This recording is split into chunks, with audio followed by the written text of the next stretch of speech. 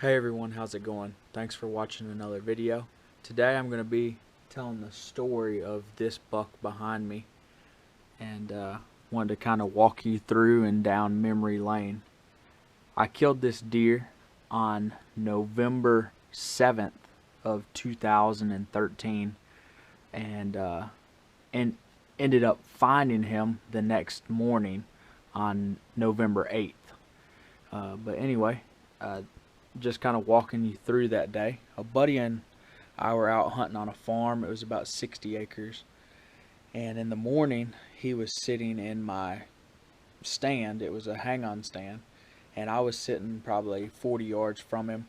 And the goal was to try to get him his first deer. So I had my bow with me, he had his bow with him. But I was mainly trying to film him, getting a nice buck or a doe. So that morning, we had some really good movement. We seen probably 4 bucks and about 3 does, but nothing was really big and nothing was close enough for a shot.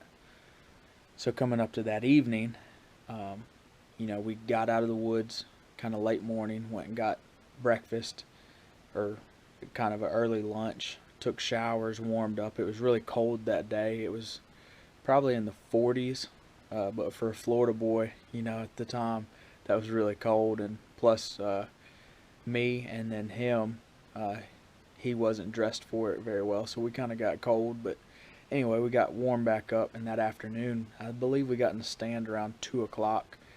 It was a shooting house. It was like a 6x8 or something like that, and we were sitting on a clover field or a clover food plot that I had put in or whatever.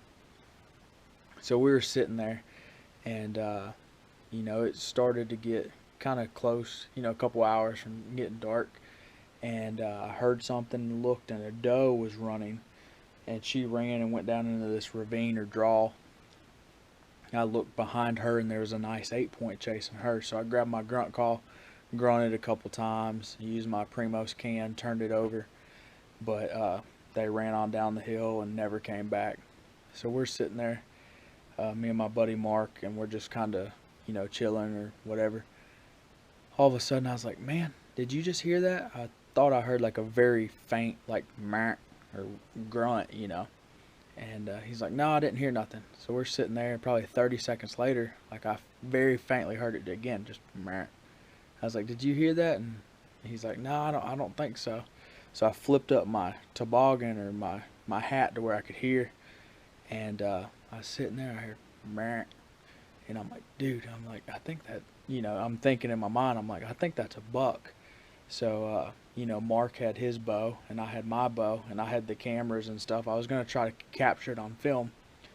But anyway, I hear something start running, so I look, and there's this doe, and she comes running behind the blind through the woods, and she is just running. And so Mark's excited. He grabs his bow. He was going to try to shoot this doe. And, he's all excited, and this doe goes flying by. And he's like, oh, man. And then all of a sudden I said, watch this. And turned and looked, and this guy was behind her, running and chasing her. And ended up, they ran on down a hill, like they circled around behind us, ran on down that way, and they disappeared. And so Mark was like, man, do you think they're going to come back? And I was like, man, like, I hope so, but you never know. So I grabbed my grunt call, and I just burnt. And then I grabbed my can call, and I turned it over like 3 times.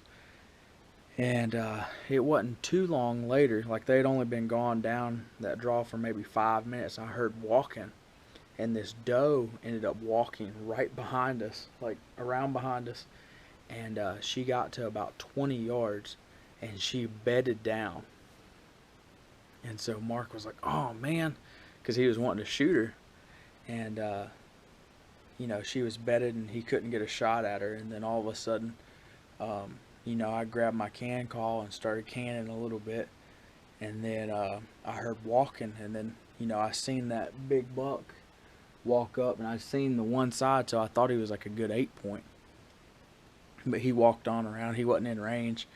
And he circled around and finally, I guess, got downwind of that doe. And then he turned and started looping around to her, and about that time she stood up and started walking. And from where I was at, I was probably 4 or 5 foot over this way looking back, and Mark was to my left, but he couldn't see the buck, and the doe was going. He goes to full draw. I'm like, wait, and that doe was at about 20 yards, and she walked out this trail, and I'm like praying. I'm like, God, please just let that buck follow that trail. But I had got my rangefinder just a little bit before range of the trail. She was on 20 yards, and the next trail was 30 yards, and that's where this buck came walking out. So he's at 30 yards walking. So I, tell Mark, I'm like, wait, don't. And so he lets down, and the doe goes, and then, from where I'm at a different angle. I draw back, and the buck's walking. I go, meh, and he stopped, and he's behind a tree. So I'm holding. So I let down. I draw back again.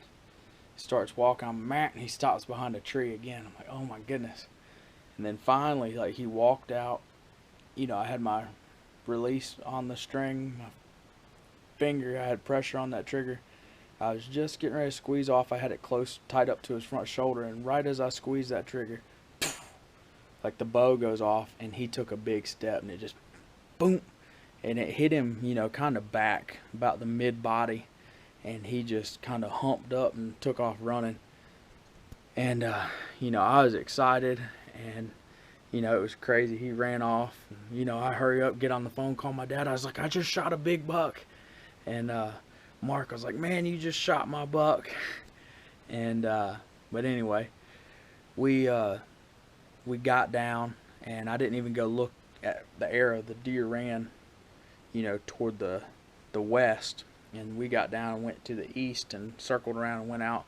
But where I hit him, I knew I hit him back. It was middle of the body, but like up and down was good, but then left and right, I hit him dead center, so I figured I'd probably got the back of the lungs or liver.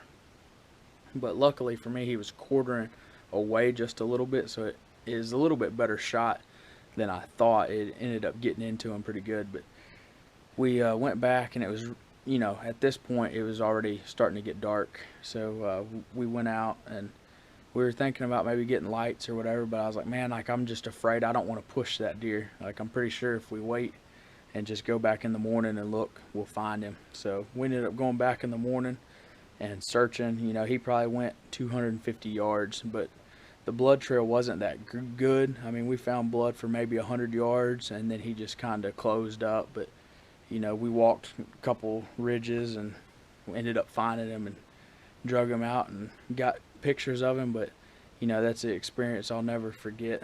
Good buck. He actually is a 10 point. He's got this kicker off the back of his horns right there, and then he's got this point right here as well. So a pretty cool deer. I think he was 19 inches inside spread. His beams kind of swoop up, so he's a pretty impressive looking deer. He's got a pretty nice rack on him. He's got a nice brow tine on that side. But the neighbors had history with him, and they've got a page, M2 Outdoors. I actually am a part of what they have going on. But this deer I thought was 3.5, but they had trail camera pictures and actually history, and this deer was actually a 4.5-year-old deer. So, but that's a really, really fun hunt. I wish I would have had video footage, but I don't. I'll actually drop footage right now of the year before I shot and missed a buck, and I'm 99% sure I think it was him at 3.5 the year before. But I'll drop that footage.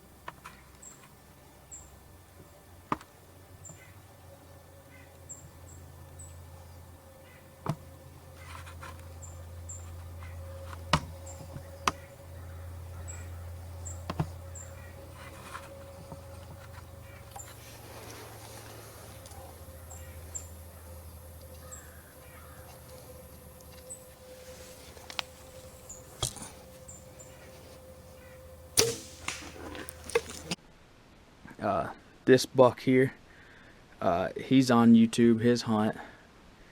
You know, that happened just about a month ago during the Missouri rifle season for 2020.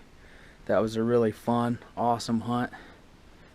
And this deer here was on public land. This here was on a farm, about 60 acres. But if you hadn't already checked this hunt out, do that. And I appreciate you checking this one out. And if you hadn't already done so, please like and subscribe. That'll help this channel grow. I'm trying to grow it, and hopefully we'll do some cool things in the future. I'll give some tips and tricks, and you know, grow this thing, and we'll go from there. But I appreciate y'all.